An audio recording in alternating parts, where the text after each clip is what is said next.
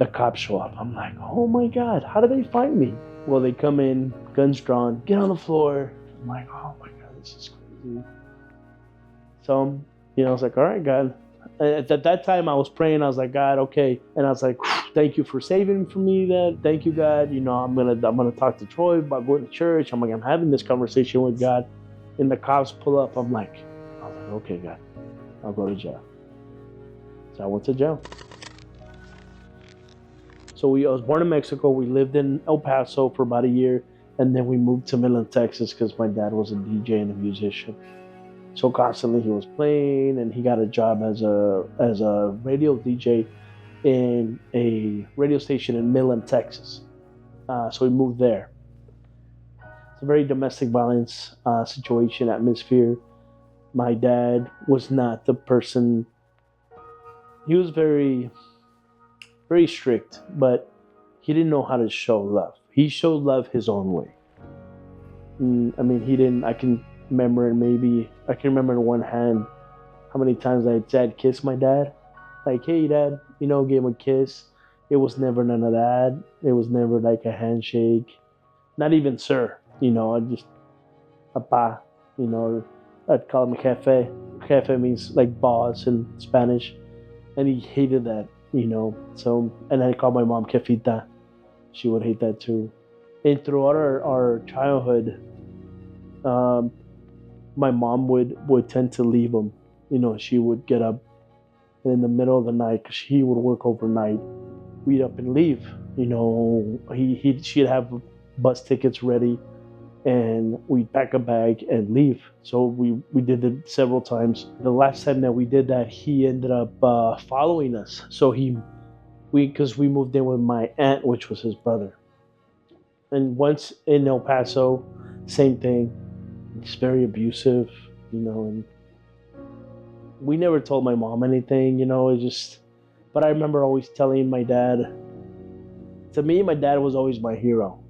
Even though I know he was a bad person, I always looked for him. I remember a time growing up, we used to live at the battered women's shelter. I'm not sure if you know what that is. It's a shelter where obviously victims of domestic violence live. So they would shuttle us to school and then pick us up back to the center.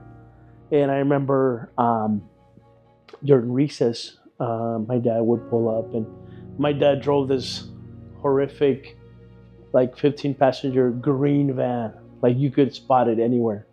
And I remember jumping the fence and just sitting in there. My dad, my dad very apologetic, and he would take us some food. And my brother, being older, he was always afraid of him. I was always more like forgiving, because I loved them so much, and like I expected better. The pattern, repeated itself, and they would get back together, same thing. Everybody knew us in high school. My brother was a gangbanger, and he was in a gang, and I was in a party crew. A party crew was the same thing as a gang. We functioned the same. We did a lot of the same things, only the party crew was made up of jocks. And because we were jocks in the state of Texas, if you don't pass, you don't play. So we had a lot of pull with the teachers, but we did all the things that a regular gang would do. We would get in fights. We would go to the park and get in fights with other gangs from other schools. All similar things, a lot of drinking, a lot of drugs, a lot of fighting. My background was always fighting. I couldn't wait to get in a fight just because I loved it. And the person that I fought was always my dad. And that was my thing in high school, is how many fights can I get, to earn the respect that I need. And it was any fight, even it had nothing to do with me. I would jump in just so I can prove a point. I remember meeting my English teacher. So I didn't get to graduate with my class because I failed English. My English teacher at that time, I didn't know that at that time, unbeknownst to me, would have became a big impact in my life. So I went to summer school, took the English, passed it, but I didn't get to walk with my class. meeting this English teacher. His name is Troy Roberts. He's the reason why I came to Christ. And in this class, he'd always ask me, Jesus spoke to people in parables so we can better understand him, because he says, you guys would never understand if I talk to you the way it is. So he spoke in parables, and that's how he talked to me, and I'd understand him.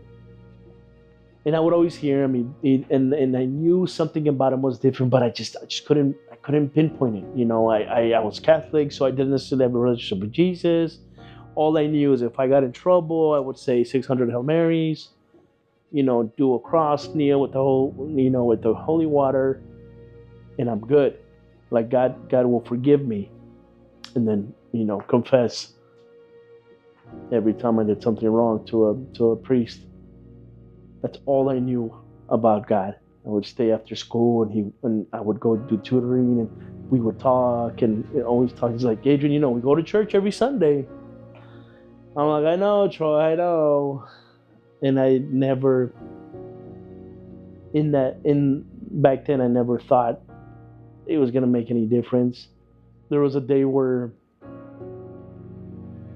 I was helping a friend, and I didn't know that Troy lived literally walking distance to from here to the fence in the backyard to the school. And my friend lived across the street from him, and his car was overheating. Again, I don't know anything about cars. So the car's overheating. I take off my shirt, I wet it, and I take off the cap of the radiator, and the water just like engulfed me. I'm burning up. I get the hose, I'm wetting myself. And he sees me, he pulls up, Adrian, get in the truck, and he takes me to the hospital. So I'm sitting there, I just remember laying there and numb. They put this cream on me, and he's just holding my hand, and I'm like, oh my God, what happened? And he's praying, and everything's gonna be okay. And remember, they peeled the first skin layer right off of my face, and I was freaking out. To this day, I feel like Troy paid for that hospital visit, because I never heard anything from it. I remember leaving there, and as you can see, I don't have a scar on my face. But that was, I guess, the turning point for my life to be like, okay, God, I feel like you're trying to get my attention. So I started doing things different, listening more.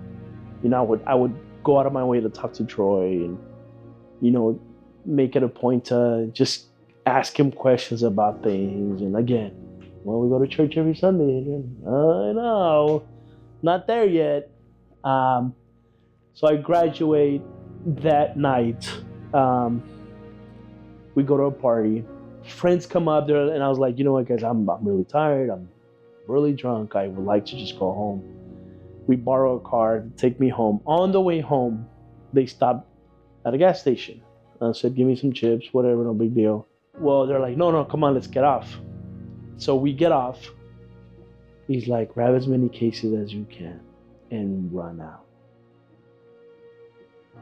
I was like, what are you talking about? He's like, do it. I was like, oh my God. So they grabbed 2 cases. I grabbed 3.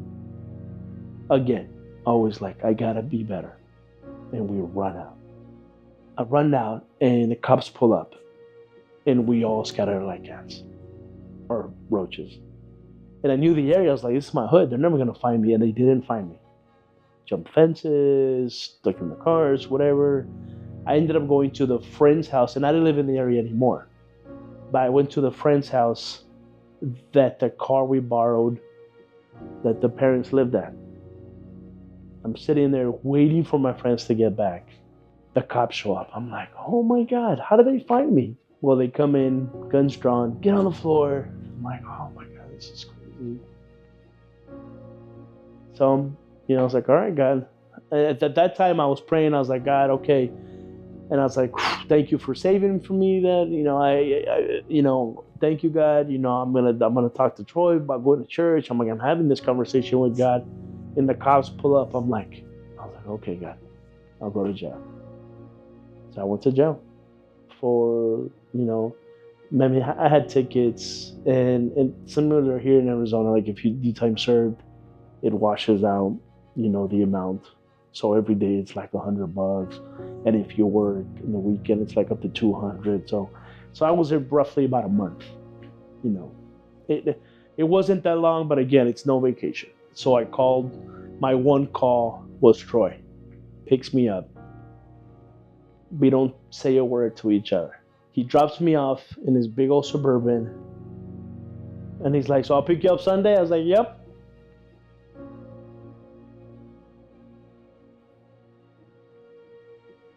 So, yes, you will. And he would pick me up religiously every Sunday. So his kids would call me Mr. Adrian, and we would put them to bed together. Like I would read to them, and it was Troy, the kids, and then me.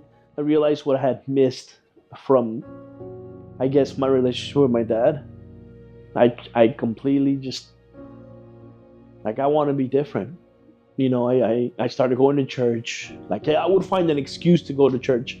Monday, I would go help them do the yard. Tuesday, I would help them clean. Wednesday, we had family groups. Like, I was just trying to be involved in church as much as I could, just because I always wanted to be in God's presence. Then I met somebody. And back then I felt like I wasn't strong enough in my faith to be like, God, well, if this is you, the door's going to open. I'm like, nope, I took it upon myself and I made it God's will. And I just knew the entire time it was not what I should have been doing at all. Like I knew it in my spirit, like, and God has free will. So God let me sit there. I didn't deal with that. So we lived with my dad for about 4 months. And my dad was not the person to hold his tongue. Very blunt. He would say like it is. And my ex-wife would get bothered. He would offend her on purpose. And I'm like, Dad, you can't do that. Like, I get it. So that put a wall between me and my dad. So finally I said, Dad, okay, you know what? We're going to leave. And I don't know when you're going to see your grandkids or your granddaughter. Dad, when you die, you're going to die alone. So we leave them. I hadn't seen them. We moved to Arizona. We're doing our thing. 2006, my mom calls me. Hey, I walked in on your dad. I say, what do you mean? Well, he's in the hospital. I was like, why? He's like, well, he's got some medical stuff. Okay, well, let me talk to him. So we talked. We started talking like on a daily basis, and we shared a lot. He apologized for a lot of things that he did. I apologized for being a knucklehead son and not doing things as I should have. And there was a lot of healing in those moments, just because I needed that, and I know he needed that. We talked almost every day. He apologized, and I would ask him like, that why did you treat me like? Why did you treat us like that? Like we deserve better. And it's like, I know, I'm sorry. I loved you the best way I could. I did the best that I could. And I left it there, and I told him, I forgive you, Dad. I forgive you. I love you. So we were talking like that. When you get better, I'm gonna go back to El Paso so you can see Salma again, because it had been 3 years since he had seen her. She was already 4. The son was 2.